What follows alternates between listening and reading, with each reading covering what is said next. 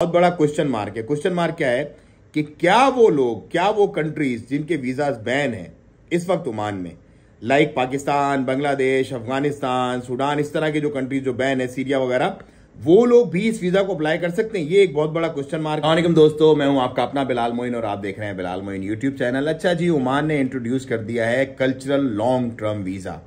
अच्छा, ये ओमान की तारीख का जो है वो पहला इस तरह का वीज़ा है कि जो लॉन्ग टर्म भी है और न्यू एडिशन है, इनके अमेंडमेंट की गई है इसके अंदर, लॉ के अंदर, और उसके बाद इस वीज़ा को ऐड किया गया है।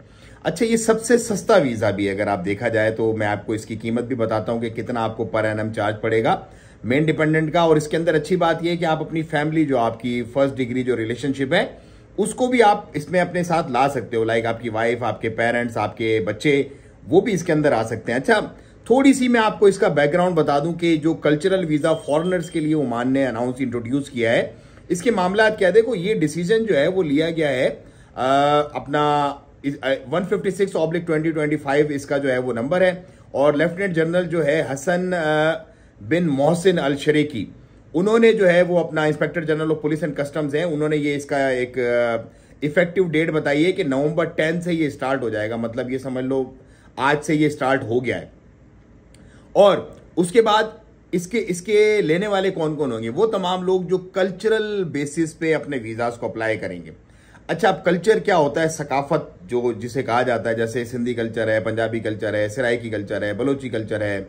इसी तरह के ओमान का जो कल्चरल वीजा होगा, बेसिकली ये क्यों इंट्रोड्यूस कर रहा है, मैं आप थोड़ा सा इसका आपको एक जनरल बैकग्राउंड बता दूं, मतलब कि क्या होगा। क्योंकि जाहिर सी बात है, ओमान जो है वो इस वक्त एक बूम करना चाह रहा है। 2014 का एक विजन है, उसको इन्होंने लेकर के चलना है।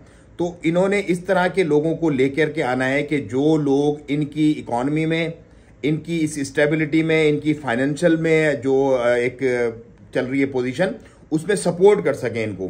बेसिकली यूरोप और अमेरिका और जो यूके की तरफ के जो मामलात है ना, उसको ज्यादा इसके अंदर टारगेट किया गया है। क्योंकि वो लोग जो है वो कल्चरल बाउंडिंग्स उनकी होती हैं, उनके मामलात ऐसे होते हैं कि वो किसी भी मुल्क के अंदर जाके बसते हैं तो वो एथनिक रूट्स की जाके जो ना रूट्स को देखते हैं अपने मामलात को।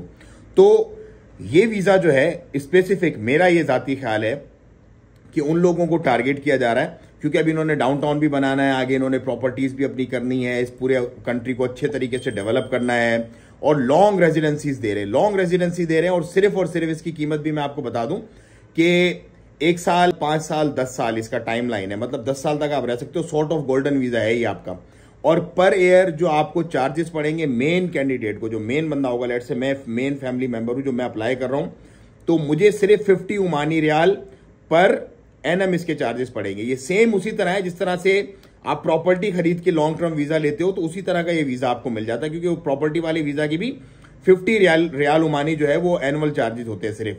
और जो फैमिली डिपेंडेंट आपके साथ आते हैं उसके सिर्फ 10 Omani riyal, only 10 Omani riyal per annum, पूरे साल में सिर्फ 10 ओमानी रियाल उसके वीजा चार्जेस होते हैं जो आपको देने पड़ते हैं।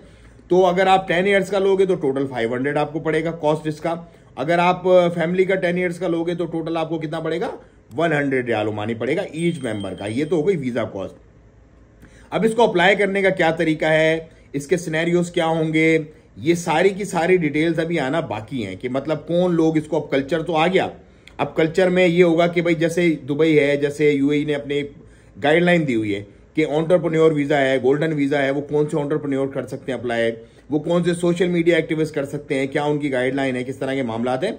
तो इसकी भी गाइडलाइंस आना बाकी हैं। अब एक और बहुत बड़ा क्वेश्चन मार्क है। क्वेश्चन मार्क क्या है कि क्या वो लोग, क्या वो कंट्रीज जिनके वीजाज बैन हैं इस वक्त ओमान में, लाइक पाकिस्तान, बांग्लादेश, अफगानिस्तान, सूडान, इस तरह के जो कंट्रीज जो बैन है, सीरिया वगैरह, वो लोग भी इस वीजा को अप्लाई कर सकते हैं? ये एक बहुत बड़ा क्वेश्चन मार्क है। इसका सवाल का जवाब भी आना भी बाकी है। तो ये कुछ डिटेल्स है। मेरा ख्याल है कि ओमान जो है वो प्रोग्रेस कर रहा है, कोशिश पूरी कर रहा है ओमान पूरे तरीके से कि अच्छे लोगों को लाया जाए, उन्हें बसाया जाए, लॉन्ग टर्म रेजिडेंसी दी जाए, इस मुल्क की पॉपुलेशन को बढ़ाया जाए ताकि यहां पर एक फाइनेंशियल स्टेबिलिटी हो और इकोनॉमिकली ये है ग्रो करे। क्योंकि इनको अब ये पता चल गया है कि कल्चर तो ठीक है, अपनी जगह पर है, लेकिन माल जो है वो बहुत जरूरी है, कसब माश जो है बहुत जरूरी है चलाने के लिए मुल्क को। तो ये छोटी सी अपडेट थी मेरे पास, आप इसे आगे शेयर कीजिएगा। मैंने आपसे शेयर की। दुआओं की दरखास्त, चैनल को सब्सक्राइब करें। अस्सलाम वालेकुम व रहमतुल्लाह।